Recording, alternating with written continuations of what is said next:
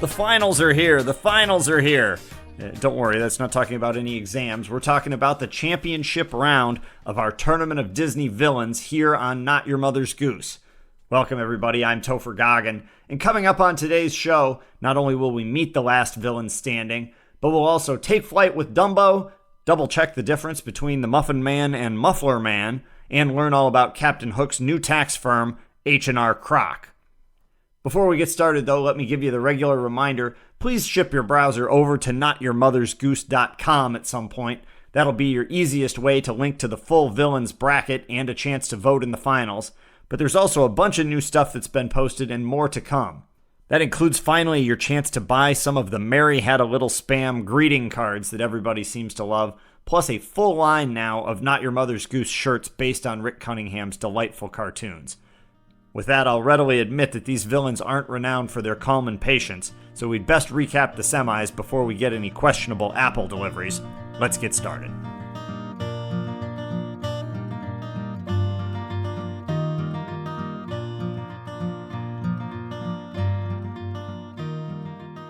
Alright, there is no time like the present. Let's get to those baddest of all time villain voting results. You know, normally in March Madness, it seems like the semifinal games on Saturday night, those are the good ones, and then there's a blowout Monday in the finals. But we better hope this is one of those inverse years because our semifinals in this tournament were not close. It was business as usual for Maleficent in the old school semi. She steamrolled the evil queen from Snow White. Maleficent ends up getting the highest percentage vote total of the entire tournament, nearly 78%, and did that against the villain that we made the number 2 old school seed. I don't know if Maleficent just doesn't like apples or what, but this was a shellacking. The queen clearly does maintain the status as the fairest of them all by playing way too fair. She paid the price in this one.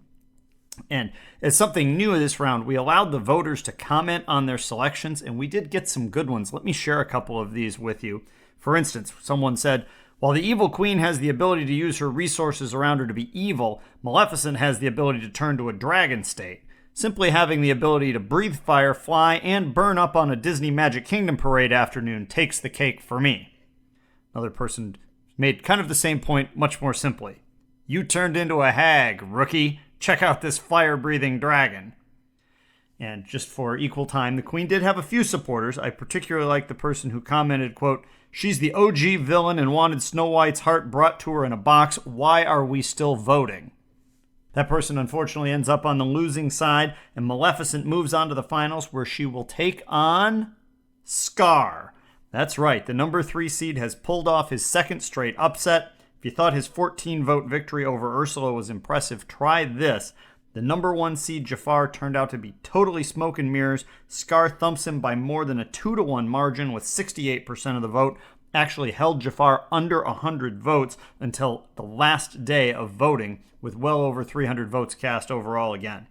I don't know if this loss is quite as bad as getting imprisoned in your lamp, but any way you look at it, not a good day for the man with the scraggly goatee.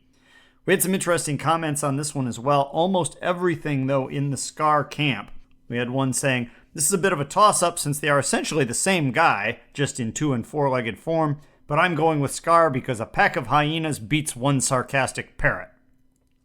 Jafar did get one comment in his favor, and I will say this. If the tournament was based on how thorough the analysis posted was, this might have been enough to get Jafar through. This person says, this one was difficult. Scar really brings in that evil comes to Thanksgiving get-together mafia type of feel, but Jafar, he goes a step above, bringing the iron fist of a first-rate Don bent on total domination of not just the city, but the world. The comment overall that takes the cake, though, was a typo, at least I hope it was, in favor of Scar from someone who simply wrote, he ate his brother, need I say more? So either that was a typo or that person watched a different movie than the one I saw, since I don't remember the Scar eats Mufasa scene. Maybe that's the director's cut. Anyway, that's where we are. Maleficent versus Scar for the baddest of all time belt, and what a battle it's going to be. We'll have our panel back to analyze it for you in a bit, but you don't have to wait. We've got the ballots up. They're rolling. Just go to notyourmothersgoose.com right now. You'll find a link. You can cast those votes. Think carefully, though. You don't want one of these two bad guys coming after you if you vote for the wrong side. And seriously, though, please do vote. Share the link with all your friends. I want to get as many votes as possible in this championship round. These two villains have clearly been head and shoulders above everybody else in the fan voting all the way through, so I'm not sure how this is going to turn out. It's the Tournament of Disney Villains on Not Your Mother's Goose. Cast those votes now.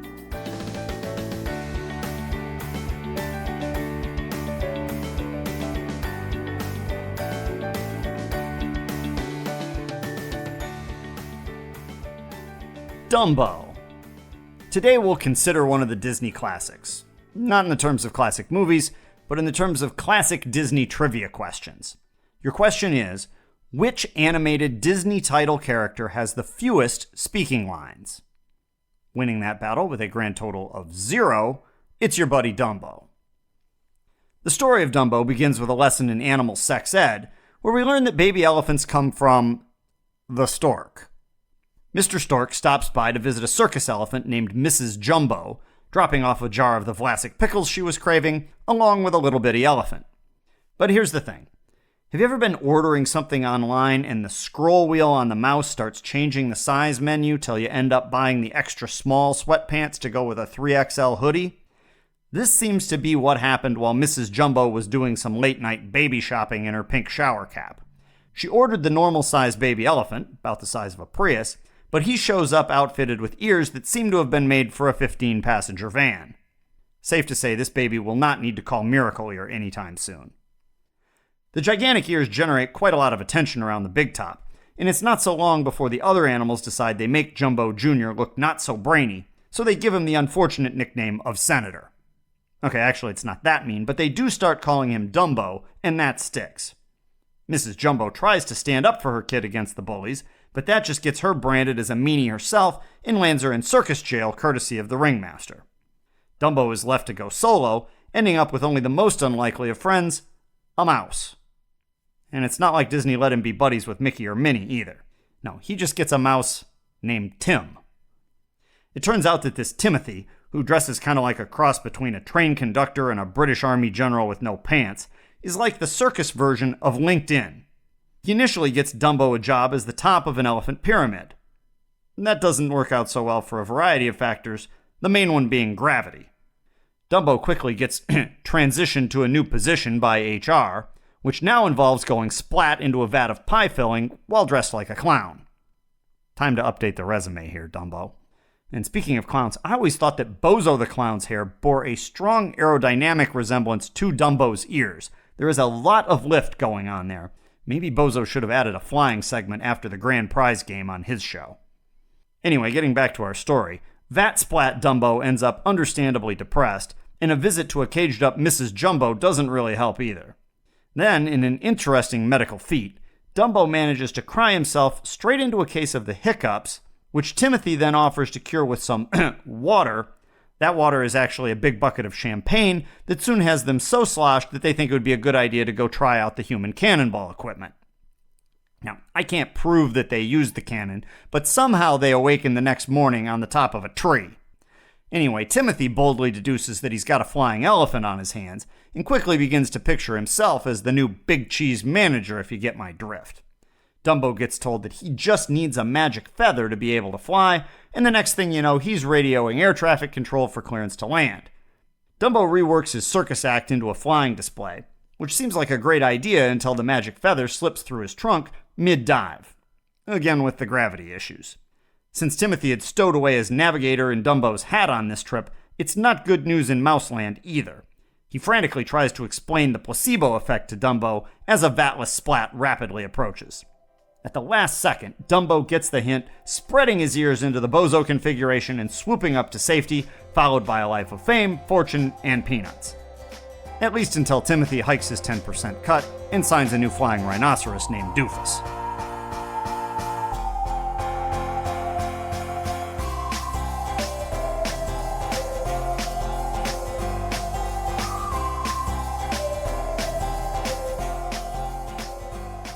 The Associated Press. Reuters. 9 minutes into an episode of Not Your Mother's Goose. You can find the latest news anywhere. Let's check it. The Count named new host of American Top 40. Robots line up to buy debut book in Where's Wally series. And our lead story in television news, Food Network reboots Iron Chef. Executives at Food Network announced a reboot of their famed Iron Chef show yesterday, with an all-fantasy version set to stream exclusively on their Desserts Plus platform. The well-known cooking show will return with a new set of culinary wizards, anchored by Iron Chef canned goods, Chef Boyardee. The familiar format remains the same, a visiting challenger calling out one of the show's talented chefs for a spatula-to-spatula kitchen battle. Host Peter Pumpkin-Eater will then present a secret theme ingredient to the competitors, who will have 1 hour, or until the clock strikes midnight, to whip up unique dishes. The combatants must try to please a crotchety panel of celebrity judges, including the famously divergent palates of both Jack Sprat and his wife. These are the battles people have always wanted to see, the network said in a release. A pie-making clash between Simple Simon and Iron Chef Carb's Betty Crocker, with Little Jack Horner guest judging. The Swedish chef trying to bork his way to victory against the meanest of all Iron Chefs, the Seinfeld soup Nazi. And don't miss the season finale, as the tension skyrockets when famed bread maker the Little Red Hen takes on Iron Chef Chicken himself, Colonel Sanders. The show will debut online Tuesday, and network officials are already at work booking challengers for a second season. So far, the list already includes Long John Silver, Chef from South Park, and potentially their biggest name yet, SpongeBob SquarePants. We'll head now to a break, and even though it's only September, it's never too early to start thinking about next year's tax return. We've got somebody who's here to help. Let's face it, nobody likes tax time. As soon as you spin your straw into gold, along comes the IRS and yanks half the gold out of your Scrooge McDuck money bin. Well, now you can fight back. Ahoy, folks, it's Captain Hook. If you're tired of paying too much out of your pickled pepper profits, you need to call my personal tax prep service, H&R Croc. Everyone knows pirating is a tough business, but have you even thought about the bookkeeping? How much gold did you steal? What's the currency conversion from doubloons? Let the certified tax experts at H&R Croc handle it for you. And don't worry, H&R Croc isn't just for pirates. They process returns for all fairy tale businesses. Need to know if you can claim a hen that lays golden eggs as a dependent? Or wondering if a rub-a-dubbing hot tub is a legitimate expense of your candlestick making business? Call H&R Croc and find out. Whether you're just trying to deduct a lost sheep or want to write off the money you stole from the rich to give to the poor, the folks at H&R Croc can help you out. Why wait? The clock is ticking and talking. Call H&R Croc and take a chomp out of your tax bill today. That's my former boss, the one and only DQ, coming in from Billsville to play Captain Hook. A big thanks to him. I hope he's in for a healthy refund next year. While he waits for his check from the IRS, though, let's check some more news. Claiming years of practice, Rapunzel applies to be Secretary of the Interior. McGruff has 3 teeth pulled after eating too much Halloween candy he took from kids. And in theme park news, Buzz Lightyear struggles on own ride. You might think that if you needed someone to help put up a high score on Buzz Lightyear's Space Ranger spin, Buzz Lightyear might be a good choice. Think again. The esteemed Space Ranger is licking his wounds this morning after struggling to a disastrous performance on the Walt Disney World attraction bearing his name. Executives from the Walt Disney Company thought they'd scored a major coup, convincing Lightyear's agent to book him for a promotional appearance at his namesake attraction in Orlando. Little could they have expected that Buzz would score a paltry 34,000 points, getting handily defeated by the 7-year-old riding in the other side of the car. Lightyear struggled from the outset, and frankly can be glad that Zurg doesn't shoot back, or he might have been on his way to the Tomorrowland infirmary. Interviewed afterward, he blamed jet lag after flying in overnight from Andy's house. He also borrowed a line from every dad who's ever ridden the ride, commenting that he was pretty sure his blaster gun was broken.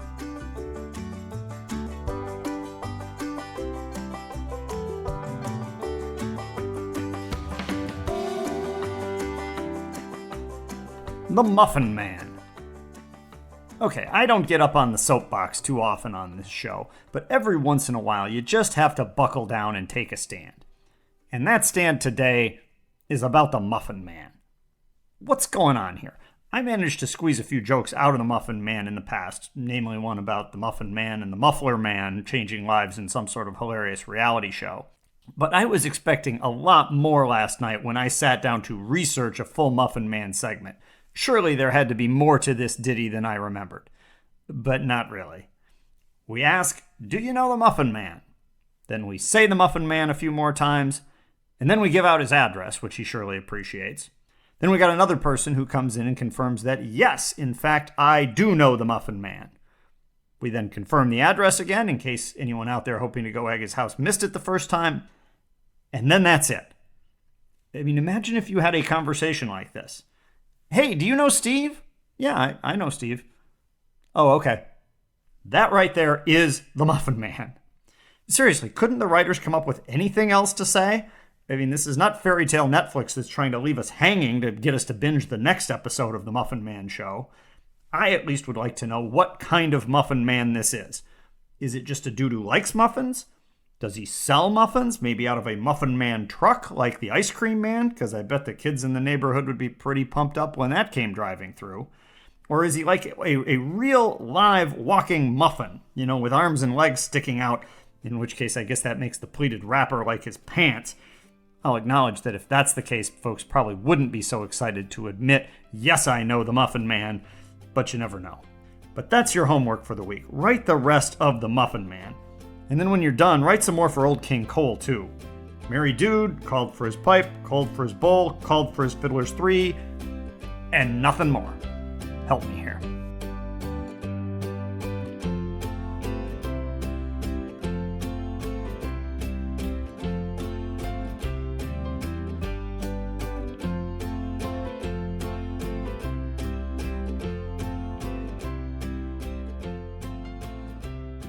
The movie before and after segment rides again, and somehow we're back in the land of merry men. This time it's the merry men of Gotham, however, as we're getting our tickets to see Batman and Robin Hood.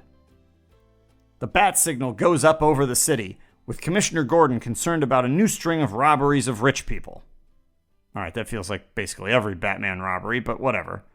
Bruce Wayne fires up the Batmobile and rushes to the scene, and our mystery villain recognizes a major problem when his arrows start bouncing off the crime fighter's spiffy rubber suit. But right as Bruce is about to deploy the rocket-powered boomerang binding cable thing, he puts the apprehension on pause. This new guy seems right up his alley. He's got a mask, mad arrow skills, a full costume with tights. Suddenly, what was going to be an arrest turns into a partnership, and there's a new version of the dynamic duo in town.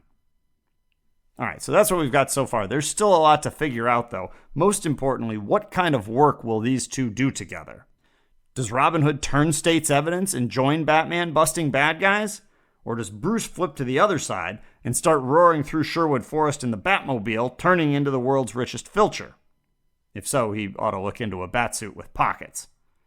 Also, with all of the animals in Disney's Robin Hood, it does seem like the Penguin would fit in well as a villain right-hand man to Prince John.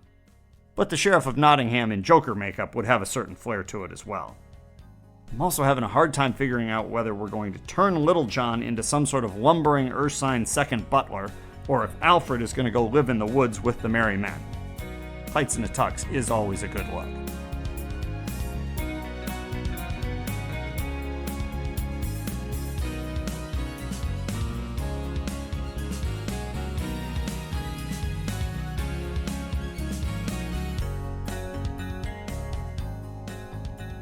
Here we go, one last round of Disney villain matchups for our panel of experts to analyze for you.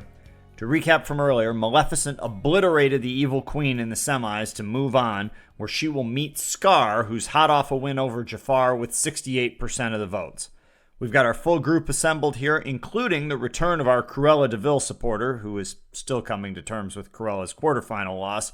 We'll also check in with our own version of Sir Charles, CBS doesn't have the only one, to get his pick for the championship. Off to the panel we go. Welcome back, everyone, to what is likely the final meeting of our expert Disney villains panel. You'll be able to take your credentials from this and parlay it into great fame and fortune, I'm sure. We now know that our finalists are Maleficent and Scar. But before we talk about this final battle, let's go back and analyze these semis a little bit. And I want to come from the perspective, actually, of the Evil Queen. This was a dreadful showing. Maleficent gets 78% of the vote. The Queen only shows up with 22% as a 2 seed in the semis. Is this just the biggest embarrassment in villain history? Is it possible there's going to be personnel changes? Is somebody going to get fired in the Queen's organization? I think, she couldn't even convince her own mirror that she was at the top of the pack. So, if your own magical possessions are still throwing you under the rug, where does that leave you?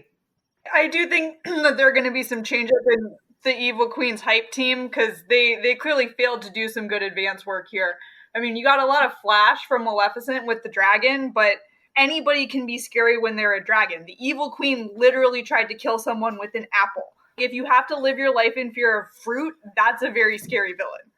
Between that and the generic name, it's not all that surprising what happened and the need for sort of the marketing department to clean house in marketing, I think. Perhaps a rebranding is in order. Exactly. And a new name, new logo, new uniform. I think that we have moved on beyond the Evil Queen's brand of evil. I'm just not terribly interested in the I hate you because you're prettier than I am, so I'm going to kill you. I think that, a brand of evil with a little bit more nuance, a little bit more complexity is something that we're looking for. And what do we think for that new name? Maybe something like, I don't know, like Lois? Just a thought.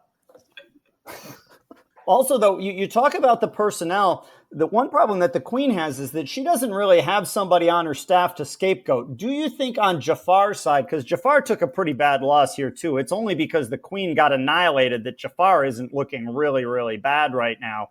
Is Iago in trouble? Iago is useless. That's definitely chief of staff fell down on this one.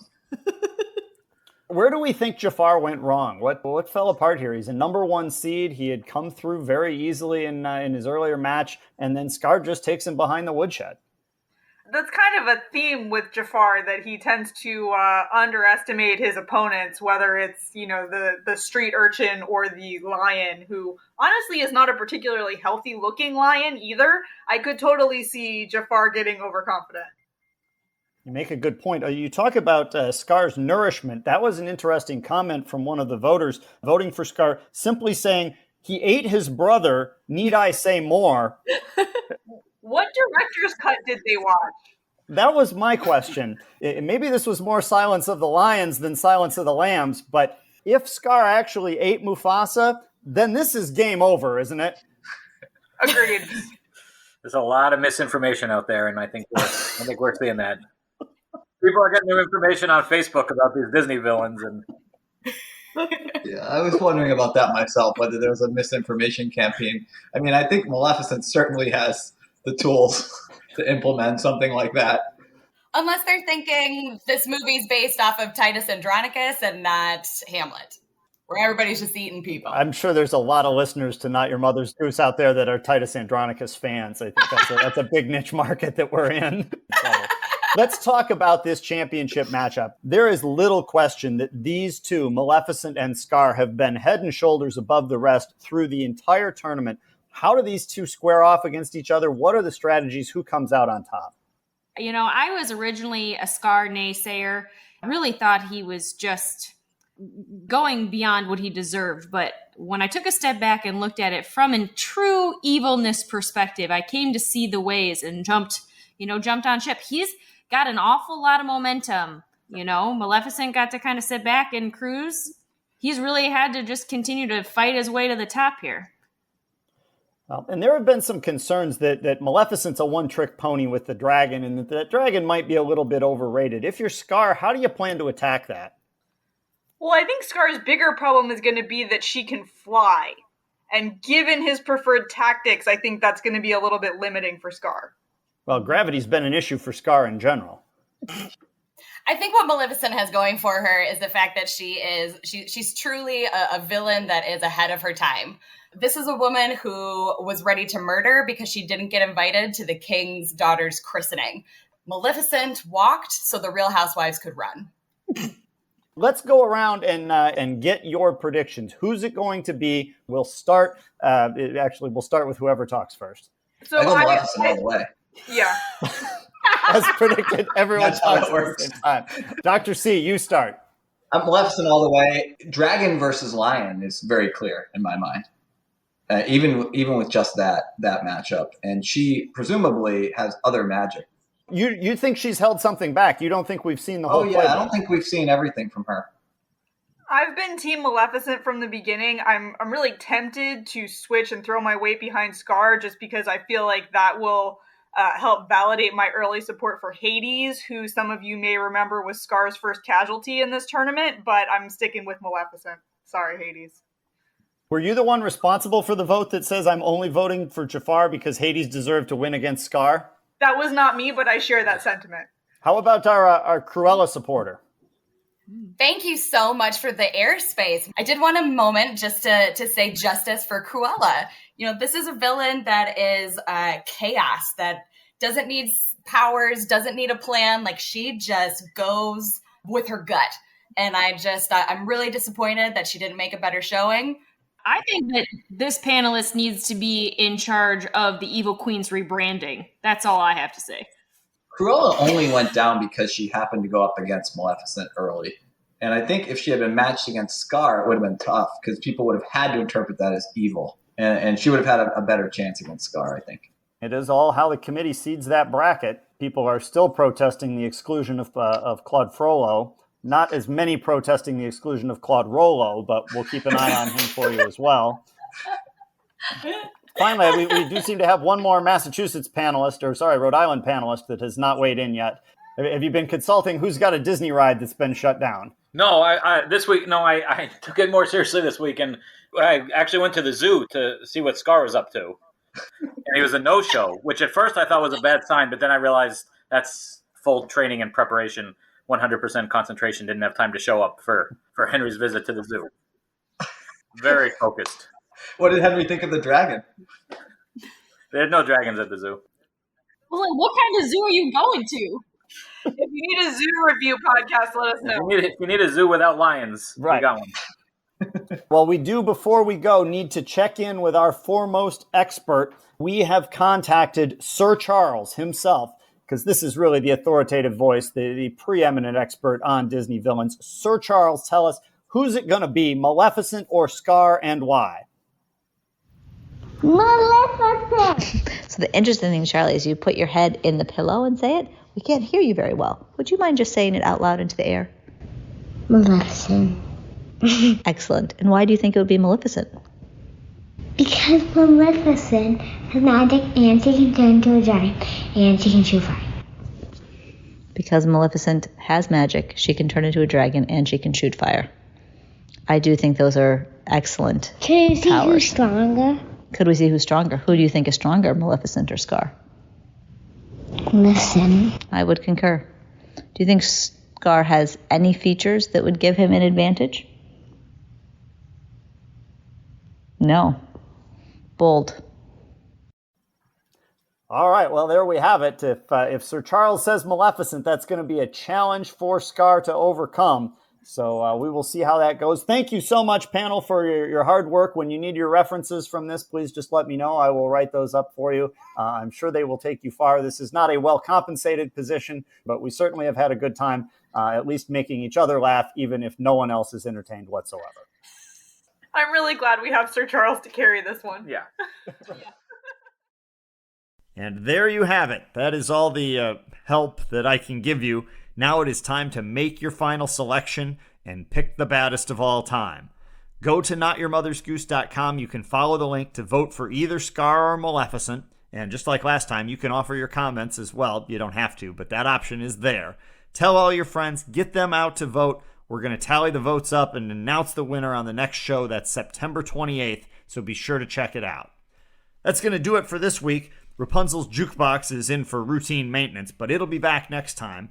And speaking of Rapunzel, we're going to take a look at the movie Not Quite Rapunzel, but Close, also known as Tangled, and we'll check out an ad from the Big Bad Wolf's huffing and puffing new home improvement warehouse, Blows. Thanks so much for joining us. I'm Topher Goggin. Remember, go to notyourmothersgoose.com and cast those votes. The goose is loose. We'll be back soon to officially name the baddest of all time here on Not Your Mother's Goose.